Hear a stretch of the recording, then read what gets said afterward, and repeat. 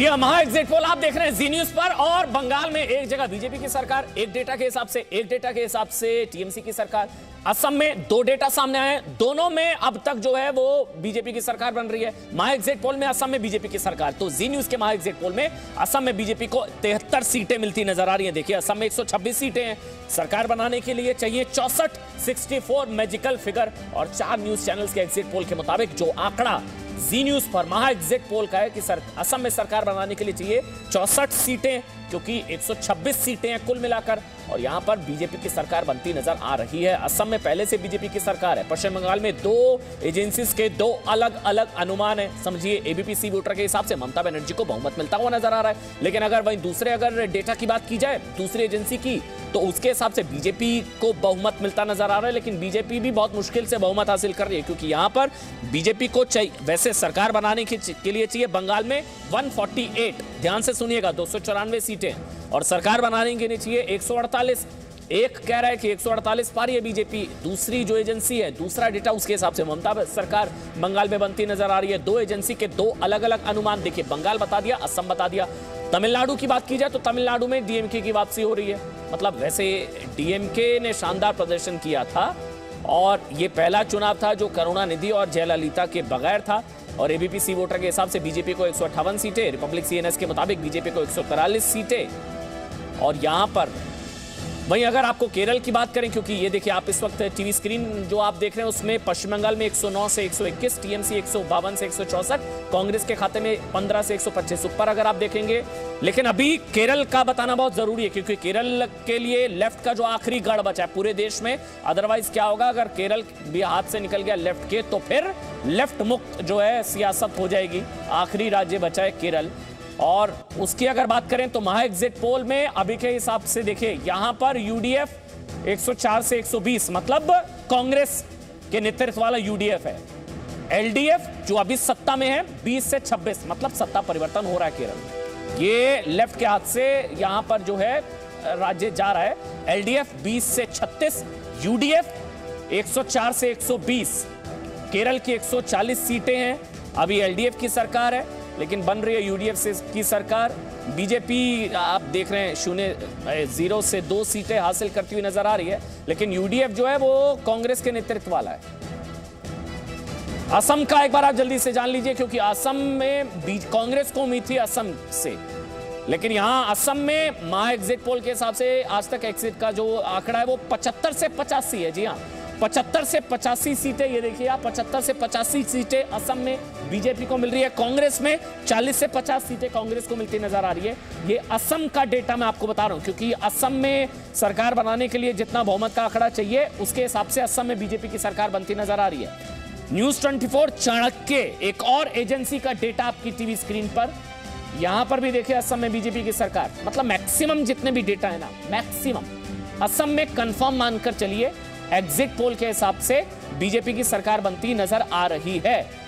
तमिलनाडु की अगर बात करें तो न्यूज 24 चाणक्य के हिसाब से यहां पर डीएमके की सरकार बनती नजर आ रही है। कांग्रेस और डीएमके साथ में मिलकर चुनाव लड़ रहे हैं। डीएमके ने लोकसभा चुनाव में जबरदस्त प्रदर्शन किया था 2019 के, लेकिन यहां पर डीएमके 164 से 186 सीटें और एआईएडीएमके प्लस बीजेपी, यहां पर बीजेपी ने एआईएडीएमके के साथ मिलकर चुनाव लड़ा था। डीएमके प्लस का मतलब डीएमके प्लस कांग्रेस है, एआईएडीएमके प्लस का मतलब एआईडीएमके प्लस बीजेपी है।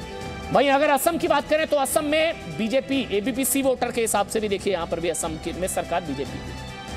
तो आप समझिए महा एग्जिट पोल के हिसाब से निचोड़ ये कि असम में तो बीजेपी की सरकार बन रही है, ये तय मानकर चलिए एग्जिट पोल के हिसाब से। अगर ये एग्जिट ही एग्जैक्ट पोल में कन्वर्ट होता है 2 तारीख को, तो अभी तक के जितने भी एग्जिट पोल सामने आए हैं, एक चीज कॉमन है, असम में बीजेपी की सरकार बनती नजर आ रही है। बंगाल का मामला फंस रहा है, लेकिन केरल की अगर बात करें तो केरल में भी यहां पर मामला पलट गया है, यूडीएफ की सरकार बन रही है। नहीं, यहां पर केरल में अगर आज तक एक्सिस के हिसाब से देखें तो यहां पर एलडीएफ की सरकार है 104 से 120 और यूडीएफ 20 से 36 सीटें।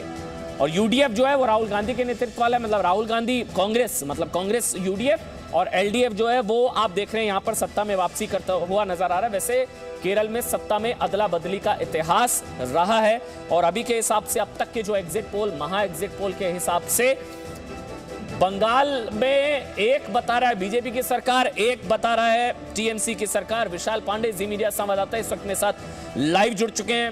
विशाल, रात के 8 बज चुके हैं। महा एग्जिट पोल के हिसाब से तो बंगाल फंस रहा है, मतलब क्योंकि एक डेटा है जिसमें बीजेपी की सरकार है, एक डेटा है जिसमें ममता की सरकार है।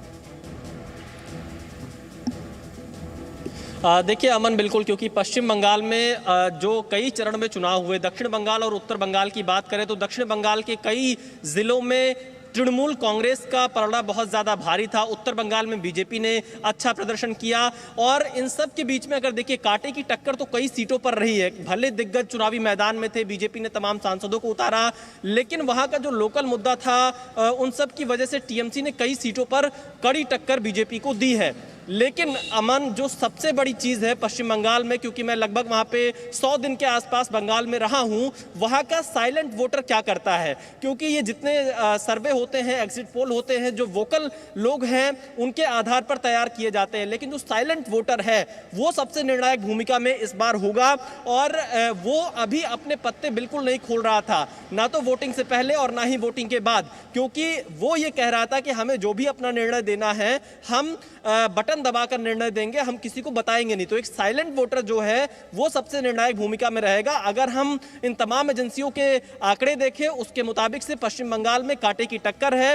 और नंदीग्राम की अगर हम बात कर लें अमन, क्योंकि नंदीग्राम से ममता बनर्जी खुद चुनाव लड़ी, शुभेंदु अधिकारी उनके सामने रहे, तो ऐसी स्थिति में वहां पर बेहद कांटे की टक्कर हुई है। और जो एक मैंने एक रिपोर्टर पोल किया था उस वक्त इलेक्शन से पहले, उसमें भी काफी क्लोज कॉन्टेस्ट सामने आया था नंदीग्राम में, क्योंकि ममता बनर्जी काफी समय से नंदीग्राम नहीं गई थी। पिछले 10 सालों में उनके नाम मात्र के दौरे नंदीग्राम में हुए थे। अभी रवि से बात हो रही थी, शुभेंदु अधिकारी के भरोसे रवि ने अपना नंबर दिया है।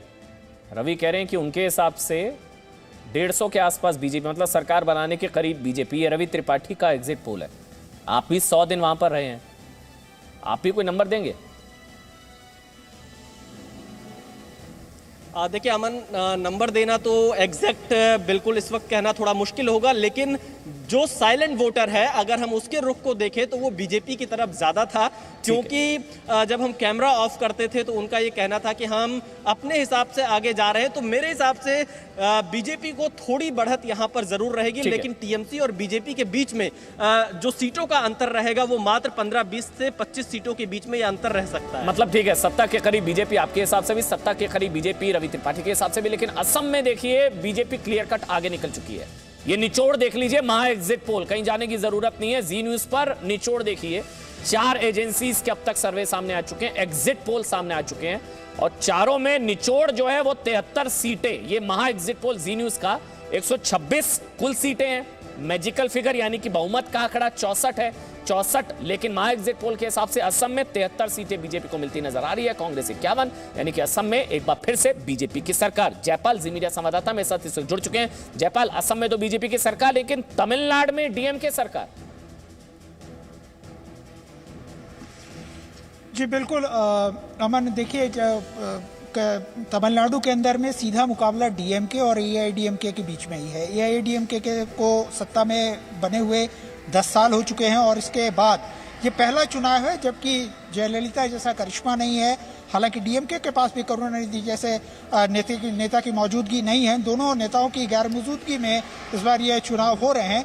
बावजूद इसके एडवांटेज जो है वो डीएमके को जाती है, क्योंकि जो एक हिसाब वहाँ की जो स्थिति है उसके मुताबिक 10 साल की एंटी इनकम्बेंसी, उसको लेकर के भी थोड़ा सा लोगों का रुझान जो है इस बार डीएमके के प्रति रहा है। एक ये स्थिति है। हालांकि जो चुनाव की तारीख जैसे जैसे नज़दीक आ रही थी वैसे वैसे एआईडीएमके ने ऐसा माना जा रहा है कि पहले वो बहुत पीछे थे, हालांकि उन्होंने बहुत ज़्यादा अपने आप को संभाला और अपनी स्थिति को मजबूत किया है। तो इस स्थिति में ये कहा जा सकता है कि जो मुकाबला होगा वो बहुत कांटे का होगा। एग्जिट पोल के अपना एक मेथड होता है आंकड़े निकालने का, उनका आंकड़े जो कहें, लेकिन जब चुनाव के नतीजे आएंगे यानी 2 मई को, उस दिन वास्तविक रूप में पता चलेगा कि दरअसल एआईडीएमके जो चुनाव के दौरान जो प्रचार कर रही थी और जिस तरह से चीज़ों को सामने ला रही थी और वो ऐसा मान रहे थे कि वो धीरे धीरे अपनी सत्ता को फिर से हासिल करने में कामयाब हो पाएंगे, क्या वो ऐसा कर पाते हैं, या एक नेक टू नेक फाइट होकर के डीएमके सत्ता बनाने में कामयाब रवि, ये साथी चुनाव कांग्रेस के लिए भी अपनी रेलेवेंस को बचाए रखना, अपनी प्रासंगिकता को बचाए रखने वाला चुनाव था, क्योंकि जितनी सीटें कांग्रेस को 2019 के लोकसभा चुनाव में मिली थी 52 के आसपास, उसमें से 50% सीटें 3 राज्यों में मिली थी, और ये 3 राज्य जो हैं वो तमिलनाडु है, केरल है, और उन राज्यों को बचाना कांग्रेस के लिए डू और डाई टाइप सी है रवि, कांग्रेस के लिहाज से भी।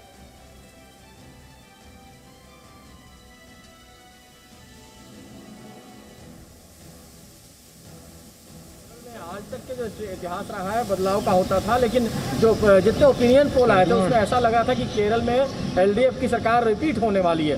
जो अभी एग्जिट पोल आ रहा है उसमें ऐसा लग रहा है कि तो सरकार बदल सकती है, लेकिन चूंकि हैरान करने वाले नतीजे ये थे कि लग रहा था कि वहाँ चीज़ें रिपीट होगी, और रिपीट होने के पीछे तर्क ये दिया जा रहा था कि चूंकि कोरोना काल में एलडीएफ की सरकार ने अच्छा काम किया है, लोगों तक सहायता की है, और इस वजह से शायद वहाँ रिपीट कर रही है। तो कांग्रेस के लिए एक बड़ी उपलब्धि है कि कांग्रेस खास तौर पे केरल में सरकार में आएगी, यूडीएफ के साथ सरकार में आएगी। और दूसरी बात यह कि कांग्रेस बढ़त में दिख रही है आपको कि असम में कांग्रेस बढ़ रही है, घट नहीं रही है। असम सरकार भले ही बीजेपी की बन रही है, लेकिन कांग्रेस बढ़ती हुई नजर आ रही है। यहाँ जहाँ बंगाल में हम खड़े हैं, तो बंगाल में सबसे बड़ी दिक्कत यह है कि बंगाल में असम के बीजेपी के पास, कांग्रेस के पास कुछ ज़्यादा नहीं है। यहाँ कांग्रेस डाउन में जा रही है, क्योंकि कांग्रेस का जो गढ़ था खासतौर पे मालदा और मुर्शिदाबाद कहा जाता है, उन इलाकों में कुल मिलाकर पिछली बार जो 33 सीटें थी उनमें से 22 सीटें कांग्रेस को वहीं थी। और इस बार ऐसा लग रहा है कि टीएमसी ने उस सारे वोट बैंक जो मुस्लिम वोट बैंक है, खासतौर पे मालदा और मुर्शिदाबाद मुस्लिम का गढ़ माना जाता है, तो उस इलाके में टीएमसी ने सेंध लगाई है, और जो मुस्लिम वोटर है उनके साथ छिटक गया है। तो कांग्रेस अगर 2 जगहों पर लेफ्ट वहाँ सरकार बनाती है, केरल में, तमिलनाडु में भी अगर कहा जाए तो डीएमके के साथ मिलकर वो सरकार में आती है, तो कांग्रेस के लिए उपलब्धि है। हालांकि पौंडीचेरी जो इंडिपेंडेंट सरकार थी वो उनसे चली जाएगी, ऐसा लग रहा है। ठीक रवि, मेरे साथ के शर्मा जो कि भारतीय जनता पार्टी के राष्ट्रीय प्रवक्ता हैं, मेरे साथ लाइव जुड़ चुके हैं बीजेपी का पक्ष रखने के लिए। टीएमसी से विजय मिश्रा जी हैं, शंभुनाथ शुक्ला हैं, सीनियर जर्नलिस्ट हैं, समीर आलम पश्चिम बंगाल कांग्रेस से, और सायरा शालीम लगातार मेरे साथ हैं। मैं आपके पास आऊं के शर्मा जी, लेकिन उससे पहले, और विजय मिश्रा जी मैं आपके पास भी आऊं, लेकिन एक बार बंगाल का ओवरऑल महा एग्जिट पोल जल्दी से एक बार बता दीजिए, फिर शर्मा जी मैं आपका रिएक्शन लूंगा। महा एग्जिट पोल के हिसाब से यहां पर एक जो आंकड़ा है वो बीजेपी के पक्ष में, ये देखिए आप, यहां पर यह आंकड़ा टीएमसी के पक्ष में है। 2 अब तक डेटा है, एबीपी वोटर, टीएमसी की सरकार बन रही है 152 से 164, 152 से 164, चाहिए 148, कुल सीटें 294, लेकिन यहां पर बीजेपी के हाथ से सत्ता जा रही है। वैसे 3 सीटें थी, 3 से 109 से 121। टीएमसी सरकार, ममता सरकार, दीदी हैट्रिक लगा रही हैं, ये एक डेटा। दूसरा डेटा जो है रिपब्लिक सीएनएस का, यहां पर ममता सरकार बनाने से चूक रही हैं, यानी कि हैट्रिक नहीं लगा पाएंगी। यहां पर बीजेपी सरकार बना रही है 138 से 148, लेकिन ये भी बहुत ही मुश्किल से, क्योंकि मैजिकल फिगर 148 है। के शर्मा जी, सेटिस्फैक्टरी है एग्जिट पोल? यही सोचा था या इससे ज्यादा? क्योंकि 3 सीटें थी, 3 से अगर कोई 150 के आसपास दे रहा है तो शानदार ही है। नहीं, मुझे ऐसा नहीं है। मैं आपको ये कह सकता हूँ, एग्जिट पोल है, ये एक दिशा दिखलाता है, और निश्चित तौर से जिस तरह से इसमें हमें बढ़त दिखा रहा है, जो इसमें भी अलग अलग जो सर्वे कंपनी है उनके अलग अलग सर्वे हैं, पर निश्चित रूप से जो हमारे पास जमीनी रूप में जो हमने काम किया है पश्चिम बंगाल के अंदर में, और जो हमारे वहाँ कार्यकर्ता लगे रहे, और उन लोगों ने जो वहाँ काम किया, मैं उसके आधार पर कह सकता हूँ कि आप जानते हैं बीजेपी एक समीक्षा करती है, और ये कैडर बेस्ड पार्टी है, और ये अपने पूरे बूथ लेवल पर जो है हम वहां से अपना फीडबैक लेते हैं, और उसके आधार पर मैं बड़े विश्वास के साथ कह सकता हूं कि बहुमत ही नहीं, बहुमत से ज्यादा सीटों के साथ वहां पर सरकार बना रहे हैं, और निश्चित तौर से ये बनेगा। और ये आपको ये वेरिएंट दिखेंगे कि 1-2 सर्वे कंपनी कुछ और कह रही है, कुछ और कह रही है। रही बात दूसरी, जो आपने असम की बात की, असम में आप जानते ही मैं कम से कम 2-2.5 महीने स्वयं वहां पर रहा हूं, और मैंने रह के वहां चुनाव प्रोसेस किया है, तो मैं उससे भी कह सकता हूं कि देखिए, जैसा आपको सारे एग्जिट पोल ने भी दिखाया कि वहां हम किसी में कोई विवाद नहीं है, सभी का मानना है कि वहां भारतीय जनता पार्टी पूरे बहुमत के साथ अपनी सरकार बना रही है, और वहां पर उनका सरकार बन रही है। ऐसी स्थिति पांडिचेरी में भी है, और बाकी राज्यों में 2 राज्यों को आपने बताया, लेकिन वहां भी हम अपने जो है आधार को बढ़ाएंगे।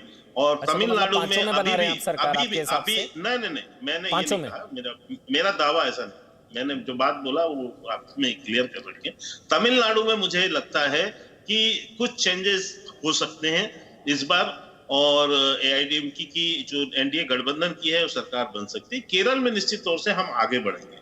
हम अपने जो है जो भी हम वहाँ काम किए, हमारा वोट प्रतिशत भी बढ़ेगा और कुछ। हाँ, आपका स्कोर 5 में से 4 आप बता रहे हैं ना?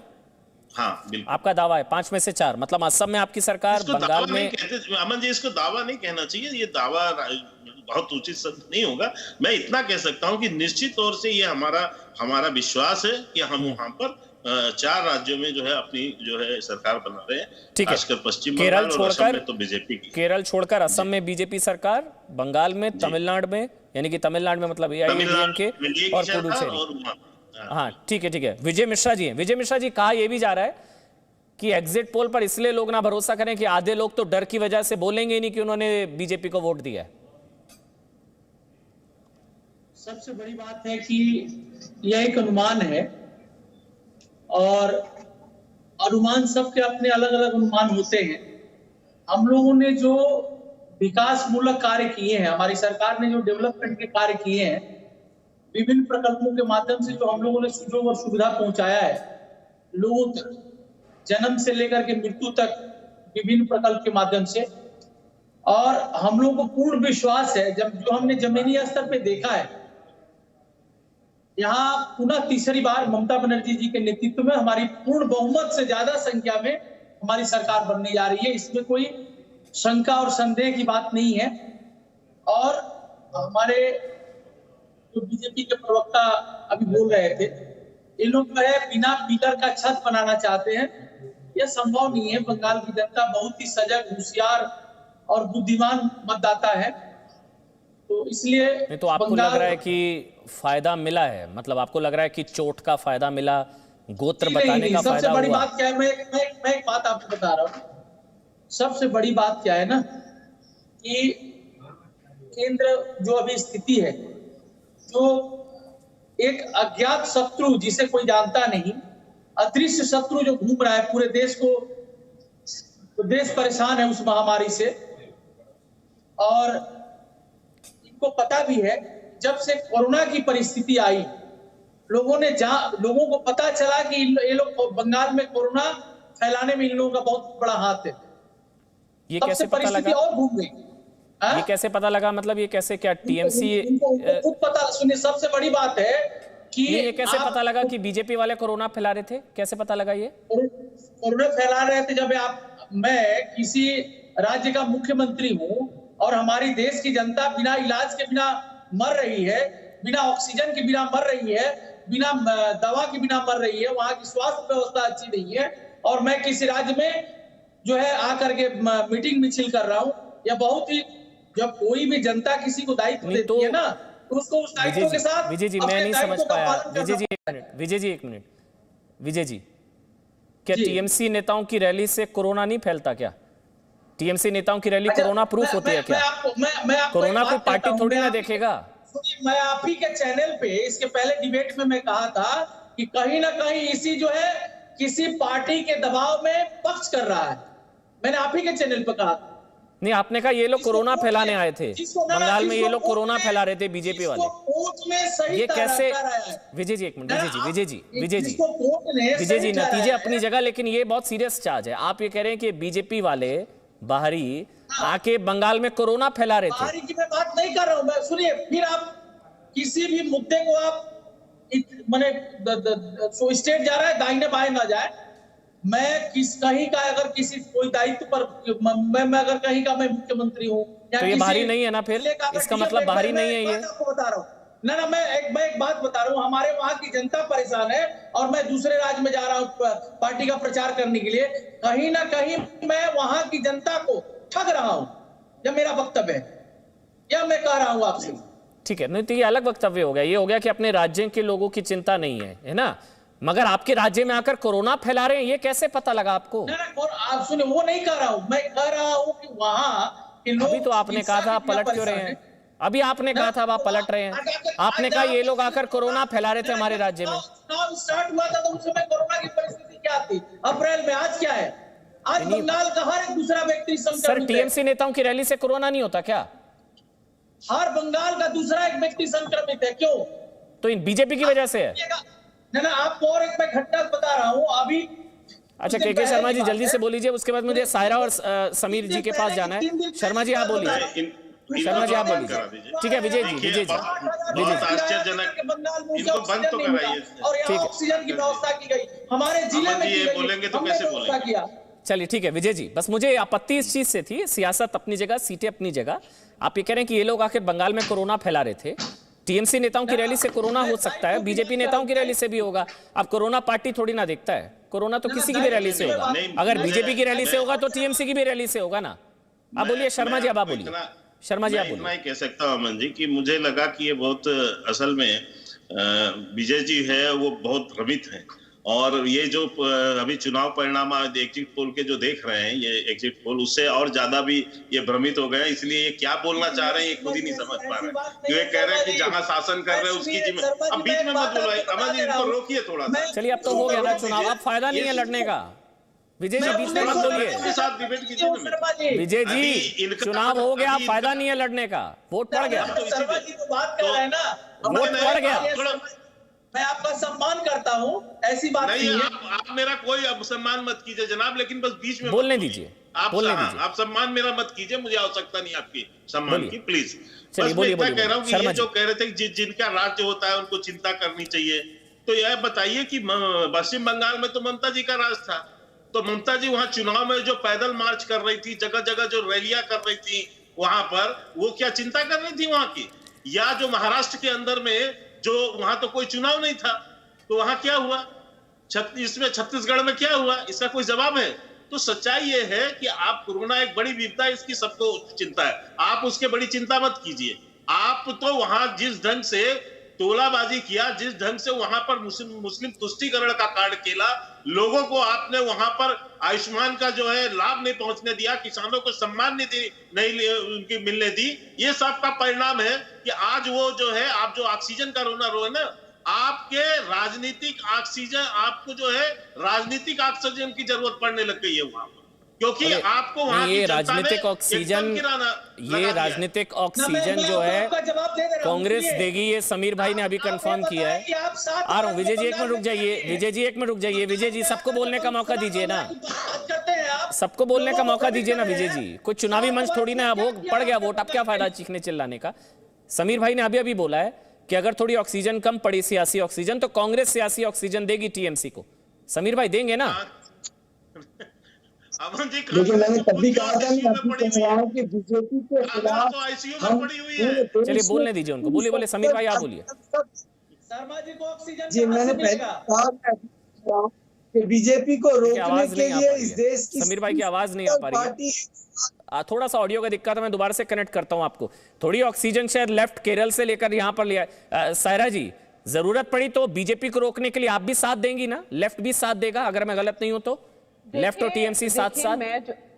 मैं इधर पॉलिटिकल एनालिस्ट की हैसियत से हूं, मैं ये बता रही हूं, मैं सेकुलर पार्टीज की तरफ से मैं आपको बता रही हूं। ये बात ये है कि बंगाल में भाजपा नहीं आएगी और संयुक्ता मोर्चा के भी बहुत अच्छे वोट पड़ेंगे, और मेरा मानना है कि टीएमसी सरकार फिर से आएगी बंगाल में। आप देख लीजिए, हर बारिंग रिपब्लिक चैनल, बाकी जितना भी चैनल जो एग्जिट पोल्स दिखा रहा है वो ही बात दिखा रहा है। और हम लोग जब कोरोना की अभी ये बात हो रही थी, भाई पिछले साल आपका चैनल बहुत, बाकी चैनल ये जो है तबलीगी जमात पे उस पे दोष दे रहा था कि वो लोग इंडिया में कोरोना फैला रहे हैं। भाई इस साल जो है 8 फेजेस में जो हुआ है जो इलेक्शन, वो डिफर भी हो सकता था, वो क्यों नहीं डिफर हुआ? सही बात है, हो सकता था।